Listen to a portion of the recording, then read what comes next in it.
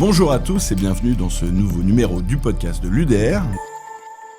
Nous avons aujourd'hui la chance d'accueillir Éric Michaud, député de la 4e circonscription de Saône-et-Loire. Bonjour. Merci Éric de ta présence. Je regardais ce matin une récente infographie qui nous explique que à peine plus de 30% des parlementaires ont travaillé récemment dans une entreprise privée en France, alors que vous êtes plus de 75% à l'UDR à avoir travaillé dans le privé. Et peut-être particularité de notre parti, tu es entrepreneur, tu es industriel. C'est le cas de Giraud Verny, de Charles Aloncle, d'un certain nombre de députés qui ont une vraie carrière dans le privé, une vraie carrière d'entrepreneur, d'homme de l'économie réelle. Comment est-ce que tu te considères aujourd'hui entrepreneur, député? Est-ce que les deux sont conciliables et peut-être plus à l'UDR qu'ailleurs? Tu as dit ont travaillé ou ont eu travaillé, mais je veux dire même aujourd'hui, ils travaillent encore et travaillent toujours. Parce que bon, qu'il y en ait encore 25% à l'Assemblée qui un jour ait croisé un contrat de travail dans le privé, c'est bien possible, hein, un stage, un machin, puis on dit ouais, j'ai travaillé dans le privé. En fait, qui ont réellement travaillé ou qui travaillent, il y en a très très peu à l'Assemblée.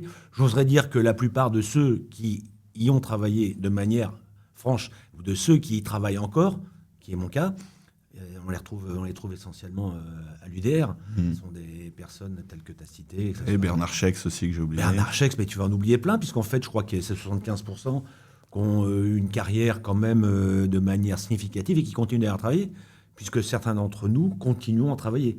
On n'est pas des moines politiques, comme dirait... Nous, on est des députés entrepreneurs. C'est-à-dire que on est à la fois attaché au quotidien du monde de l'entreprise et au mandat politique. C'est-à-dire, il y a une vraie passerelle.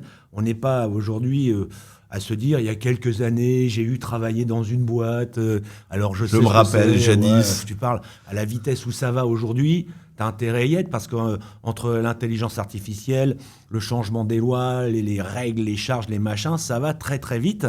Le monde bouge beaucoup, et je pense qu'il y a au fond...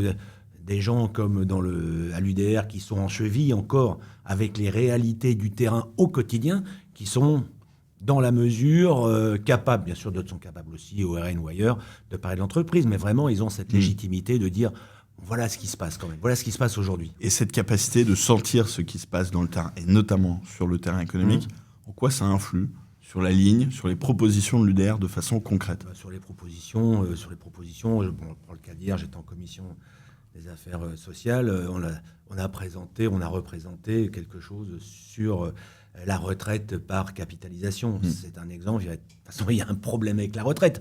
Le financement de la retraite. Ou bien on travaille plus d'années, ou bien on dit qu'il y aura que quelques années de travail, mais on doit travailler plus pendant cette période-là. Donc, mais là, aujourd'hui, il y a un problème quand même, puisqu'on n'arrive pas à trouver le bon réglage entre le nombre des années, la pénibilité du travail, les philosophies politiques. Mais il existe quelque chose, par exemple, qui est la capitalisation. Et malheureusement, on ne l'utilise pas en France. C'est une espèce de tabou de capitalisation, comme si seulement quelques-uns pourraient capitaliser, qui est complètement faux, puisque c'est utilisé dans la fonction publique. En même temps, ce qu'il faut quand même signaler, c'est qu'il y a certains d'entre nous, je crois, c'est le cas de mes collègues, qui, en même temps d'être au travail, dans un travail d'entreprise privée, sont en même temps élus. Bien sûr. Donc c'est vraiment, on va dire, des gens... Là, c'est pas galvaudé, des gens de terrain, du bourbier. C'est des gens qui sont dans le bourbier et qui disent « Coucou, nous, on peut quand même avoir une petite légitimité à donner notre point de vue. » Qui savent ce que c'est de se connecter sur le site de l'URSSAF ou des services fiscaux. Alors eux, peut-être pas directement. Je me suis pas connecté. Il y a quelques années que tu ne t'es pas connecté. Si, je me connecte parce que j'ai une dame qui travaille pour moi, donc j'ai sur le CESU. Je vois l'air que c'est. En fait, en réalité, pour ce cas-là, le CESU, c'est tout simple, sauf qu'en réalité, on a un contrat de travail, mais on croit que une fois qu'on a rempli la case du CESU, on n'a rien réglé du tout, puisqu'il y a tout un contrat de travail qui oblige. Et là, c'est après des questions qu'on peut avoir sur la difficulté de l'entrepreneuriat au regard des règles et des lois administratives incroyables. Ouais.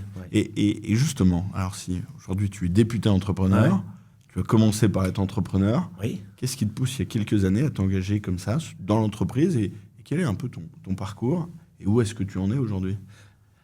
Alors, j'ai débuté mon métier d'entrepreneur, mon sacerdoce, je ne sais pas comment on peut le dire, il y a presque 30 ans.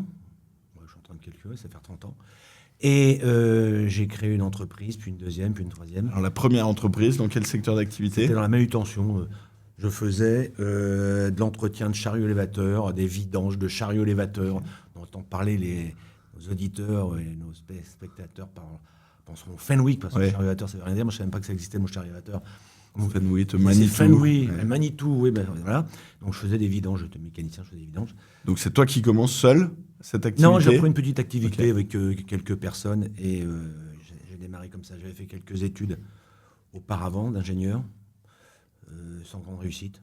J'avais m'étais exercé dans le sport, j'ai entraîné à haut niveau pendant de nombreuses années. D'accord. Pour terminer, mes parents m'avaient dit il faudra peut-être que tu fasses quelque chose de sérieux, donc voilà, j'ai vidangé les chariots élévateurs. Et ça, c'est la première société qui en appelle d'autres. Après, derrière, oui, 1, 2, 3, 4, 5, 6. Aujourd'hui, on est à 30 ou 35 sociétés dans l'industrie. Dans l'industrie, Dans l'industrie. c'est un point d'intérêt parce que l'industrie en France, elle va pas très bien. Et rares sont les repreneurs français de sociétés françaises industrielles. C'est très compliqué, l'industrie. Enfin, c'est très compliqué, mais passionnant. Puisqu'en réalité, quand on parle d'industrie, souvent, on voit le côté industrieux, poussiéreux, presque un peu la crado, métallurgie quoi. lourde, La métallurgie, on voit chimie, les mecs avec les torches de soudure, le tablier en cuir, le casque et tout, là, les pauvres vieux, là, qu'est-ce que c'est difficile, la chimie, ils sont en train de respirer des produits toxiques avec de la fumée qui sort. Mais c'est vrai qu'il y a déjà un a priori collectif sur l'industrie, dans qui n'est plus l'imaginaire, ça. que l'on ne retrouve pas du tout en Allemagne ou en Suisse, on trouve où pas, l'industrie est au cœur de l'activité. C'est considéré comme noble. Mais en réalité, l'industrie, ça fait de nombreuses années que c'est plus ça. Même s'il reste des métiers difficiles dans l'industrie. Bien sûr. Et quand même, les fondeurs, c'est des métiers difficiles. Les soudeurs, c'est des métiers physiques difficiles. Il y a des métiers qui restent difficiles, mais qui vont vers la technologie. Et donc là, l'activité s'est développée dans le monde de l'industrie, la robotique, l'aéronautique, toute la décarbonation, le système de décarbonation, on est là-dedans. Et tout l'enjeu aujourd'hui de ces entreprises industrielles, c'est un système, c'est très passionnant et c'est ce qui permet de donner une dynamique économique à un pays parce que dans l'industrie, contrairement au service, il y a eu une accélération de la valeur ajoutée sur le produit. C'est-à-dire que le produit, quand on est dans une entreprise de service pur, plus je vais faire d'heures, plus je vais gagner d'argent. Un médecin, il va faire une visite toutes les heures, même si on en font 4, 5, 6. Oui. Bah, s'ils en font corrélé deux à fois. sa capacité d'en faire. Mais l'industrie, la valeur ajoutée s'accélère de manière considérable. Par la technicité des productions, par l'optimisation de la marge, en améliorant le process. Exactement, je vais t'embaucher. Je vais t'embaucher, tu as fait raison, parce que tu peux rentrer du marketing, tu peux rentrer du commercial, tu rentres tout un paquet ou tout le cycle de la valeur ajoutée dans l'industrie. Depuis la transformation des éléments primaires, c'est-à-dire on est grivoise, de la ferraille, jusqu'à en faire un avion ou que ce soit un Rafale ou une voiture. Il y a tout un cycle qui fait qu'il y a une valeur ajoutée importante. Et ce qui fait que quand, dans une commune, une ville, il y a... je ne dis pas une usine, parce que l'usine est un élément de la valeur ajoutée, la chaîne de la valeur ajoutée. Ça crée une dynamique, une richesse importante. Parce qu'il y a des services commerciaux, le service marketing. De l'emploi, de la sous-traitance, de la choses. taxe locale pour la collectivité. Exactement. Qu'il y a moins dans le service quand même. Hein. Donc l'industrie, c'est très important. Parce qu'en même temps, on est capable... Alors là, tout l'enjeu aujourd'hui, puisque l'entreprise aujourd'hui est fait un peu plus de 1000 personnes, on doit être 1200. Est-ce que tu es le plus gros employeur de tous les parlementaires de l'Assemblée? Je sais pas. Très probablement, non? Je sais pas, j'ai pas regardé. C'est bien possible. Enfin, en tout cas, comme industriel, il n'y a pas beaucoup dans l'Assemblée, oui. J'en connais un autre qui est Géraud Verny, mon collègue. Il y en a peut-être d'autres, mais enfin, j'en ai pas vu beaucoup. Hein. Voilà, c'est comme ça. Mais aujourd'hui, on est dans un cap qu'il ne faut pas rater, c'est la transformation numérique des entreprises.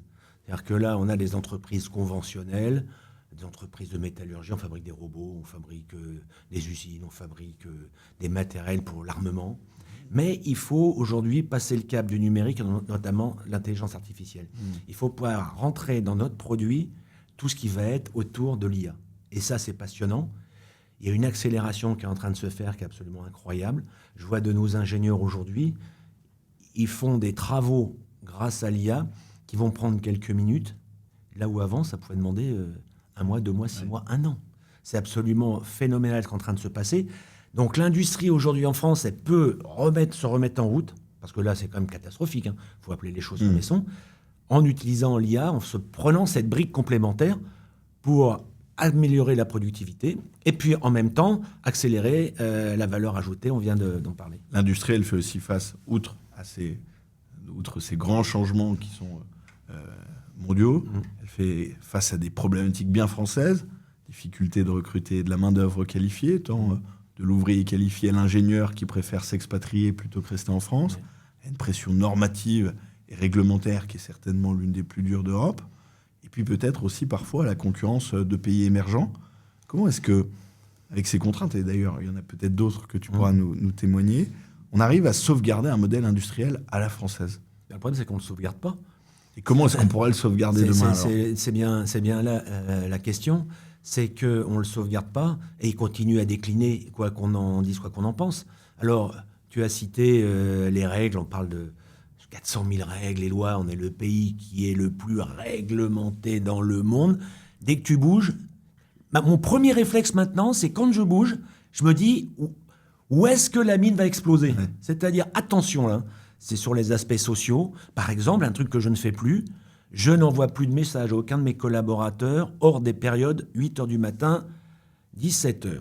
Parce que je ne veux surtout pas qu'il y en ait un qui dise « Tu m'as envoyé un message à 8h ou 9h le soir alors que je suis en repos. » Alors c'est prud'homme direct. Donc, méfiance. Donc, pour le problème aujourd'hui, qui est contrairement à l'esprit d'entrepreneur, c'est qu'on se demande finalement où on va se faire coincer. Alors que l'entrepreneur, par nature, il est dynamique. Il a pour mettre une dynamique. C'est comme si on est sur la ligne d'un 100 mètres, course à pied, et le Français qui est sur la ligne, il regarde les autres, il regarde le starter, il dit, ça se trouve, le mec, il va me foutre la balle, et il va partir, mais en se posant un tas de questions sur, au fond, comment ça va se terminer l'histoire. Parce qu'on a toutes ces règles, ces lois, ces normes qui font que ça devient plus compliqué à la limite. Et outre les questions qui se posent, il part avec un sac à dos bien lourd. Voilà. Des charges sociales, des et charges puis si jamais il gagnait, alors là, ça sera une catastrophe. Tu te rends compte, il a gagné, il a dû être dopé celui-là. Il y a quelque chose qui va pas. C'est pas normal. En plus, il y a cet esprit comme l'entrepreneur n'est pas très aimé. Alors je suis pas très aimé en fait d'une certaine classe de notables, de politiciens. Parce que c'est très bien de se mettre contre les entrepreneurs. On est contre le capital, on est contre l'argent. Là, c'est très bien, c'est très populiste. Mais en fait, c'est complètement faux parce que c'est d'autant plus facile quand on vit dans les beaux quartiers parisiens de rente familiale. Et qu'on se dit gauche. Voilà. En réalité, 90%, voire 95% des Français aiment les entrepreneurs. C'est seulement la petite classe faussement dominante d'une gauche foireuse là qui dit c'est très bien de ne pas aimer les entrepreneurs. Ils ont tort parce que les entrepreneurs donnent la dynamique au pays, évidemment. Bon, alors, la difficulté, on l'a évoqué. L'industrie française est en déclin. Je ne fais pas du déclinisme, puisque moi, je me bats contre ça. Pour Made in France, j'ai lancé une école qui s'appelle les Hussards Bleus du Made in France. On a remis les prix il n'y a pas longtemps. Il y a quand même un phénomène important aujourd'hui qui se passe, je pense, c'est le grand remplacement industriel. C'est-à-dire qu'aujourd'hui, on a des matériels qui arrivent de Chine, d'Amérique ou des États-Unis. Les éoliennes, qui est un scandale, mais un scandale ce truc-là. Dans 20 ans, quand on regardera ça avec un peu de recul, on se dit mais qu'est-ce qu'on a été cramé de l'argent là-dedans, quelle connerie, qui n'est d'ailleurs absolument pas écologique pour de rond. Panneaux photovoltaïques, c'est peut-être moins pire, admettons, mais c'est surtout l'industrie automobile qui est dans le plus grand déclin, puisque on est en train de vivre un changement historique.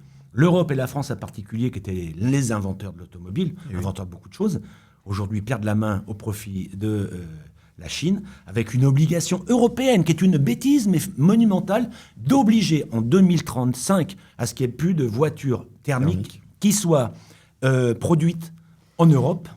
Donc, comme on a pris le train en retard, on est en train d'importer des voitures, on tente d'importer des voitures chinoises, ce qui veut dire que notre industrie automobile est en train de décliner fortement, puisque il y a encore quelques années, on produisait 15 millions de voitures par an. En Europe, il y a 4-5 ans, je lis les chiffres de mémoire. Là, on doit en produire 12 millions. Et dans 5 ans, on n'en produira plus que 8 millions en Europe. Il y a 250 millions de voitures à remplacer. Et ce n'est pas avec les 8 millions par an qu'on fait en Europe qu'on va réussir à faire ça. Donc, on importe beaucoup de voitures. Pour moins polluer, on importe par des gros porte-conteneurs très polluants des voitures faites dans un pays dont les normes environnementales n'ont rien à voir avec les nôtres. Là, on pourrait en parler pendant des heures, c'est passionnant. Puisque, en fait, la voiture électrique, il n'y a pas plus consommateur de carbone. Si on fait le cycle du carbone de la production de voitures électriques, c'est un scandale absolu. Les batteries, aujourd'hui, il y a des terres rares. Il doit y avoir, je crois, admettons, 50 kilos de terres rares dans une batterie, plus ou moins, et dans des composants électroniques, et dans tout ce qui touche autour des aimants pour les éoliennes. Donc les terres rares, c'est un des trucs les plus polluants qui existent sur la planète. Il y a des pays où aujourd'hui on fait travailler les enfants pour aller dans des mines, pour aller chercher ces terres rares.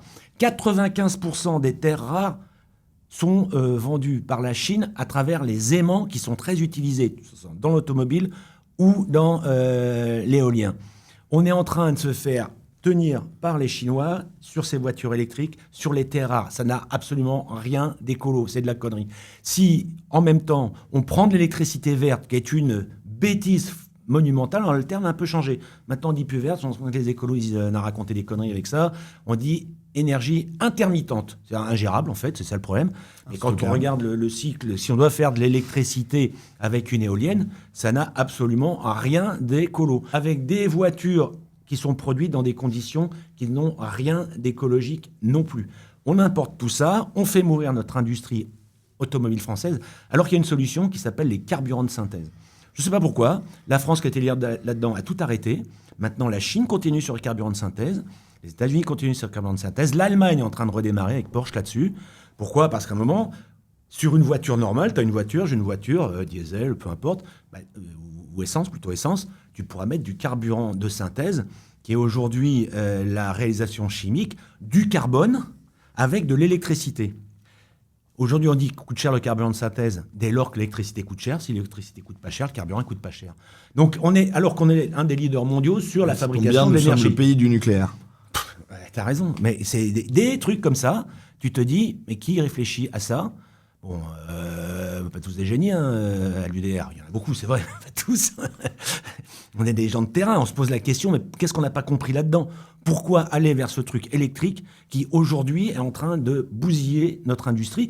Parce qu'attention, il y a un phénomène qui n'est pas encore remarqué, c'est qu'il y a tout un phénomène domino et en cascade.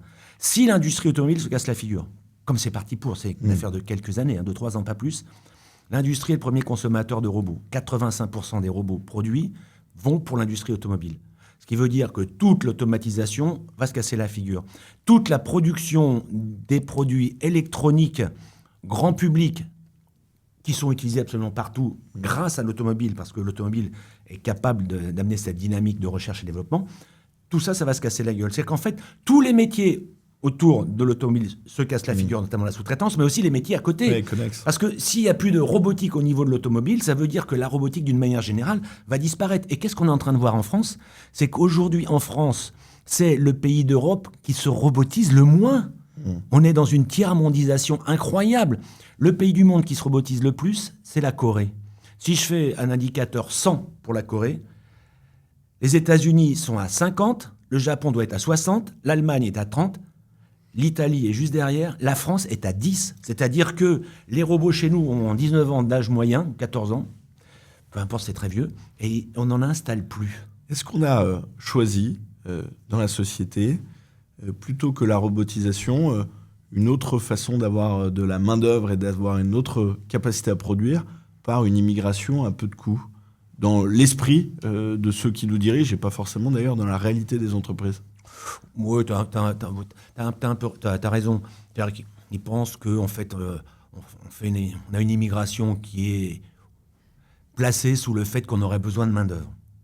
C'est certainement vrai, mais en réalité, sur les 400 000, 450 000 personnes qui rentrent en France, seulement 10% vont travailler. C'est très faible en fait. Donc, on ne résout pas le problème de main-d'œuvre avec l'immigration. C'est un des éléments, mais c'est pas, faut pas prendre dire il nous faut de l'immigration. C'est l'un des éléments, mais l'optimisation des process, la robotisation, l'IA sont des facteurs qui pourraient permettre aussi de résoudre ces problématiques pour l'entrepreneur que tu es. De toute façon, c'est surtout que ce que tu viens de décrire, on a parlé dans le début de notre entretien de la valeur ajoutée, c'est-à-dire la création de richesse. La création de richesse se fait par la main-d'œuvre, mais on le voit bien plus faiblement qu'à travers la robotisation, où là, tu as des robots sans que ça vienne prendre le travail des ouvriers. Mais tu as des robots sur des tâches difficiles qui vont prendre le relais Moi, j'ai des machines-outils qui sont robotisées. Pendant que la personne qui était avant de prendre la pièce, la mettre dans la machine, prendre une pièce, la mettre dans la machine, cette personne-là, aujourd'hui, on la forme, elle va devenir technicien, même ingénieur. De la qualité. Elle va monter vers un autre type de métier. Et maintenant, c'est un robot qui le fait. Donc, la valeur ajoutée qui est créée dans cette fonction-là est très, très importante. Donc, on est capable de créer de la valeur grâce à l'IA, la robotisation, le changement des métiers, comme ça s'est fait d'ailleurs au 19e, puis au 20e siècle. C'est en train de se faire maintenant. Alors, ceci étant, ce qu'il faut remarquer quand même, c'est qu'il y a des métiers manuels qui nécessitent, si tu as besoin d'un plombier, un plâtrier peintre, il faut quand même, ou un boulanger, il faut quand même des gens formés et il faut de la main-d'œuvre. Mais je ne crois pas que l'immigration, ça soit tel que ça nous est présenté, elle nous soit obligée pour ce sujet-là. Il faut de toute façon, on voit bien, la pyramide des âges en France s'inverse, il y a de plus en plus de mecs qui ont mon âge, et il y a moins en moins de jeunes qui ont ton âge. Donc il faut amener une population de main-d'œuvre, donc il faut une immigration choisie à travers ça. Mais ce n'est pas une nouveauté, ça existe en France depuis des centaines d'années. Sauf que là, c'est peut-être pas le thème de notre jour-là. Là, cette immigration-là, on ne sent pas que le but, ça soit ça en réalité. Merci, Éric Michaud, un industriel au service de la France.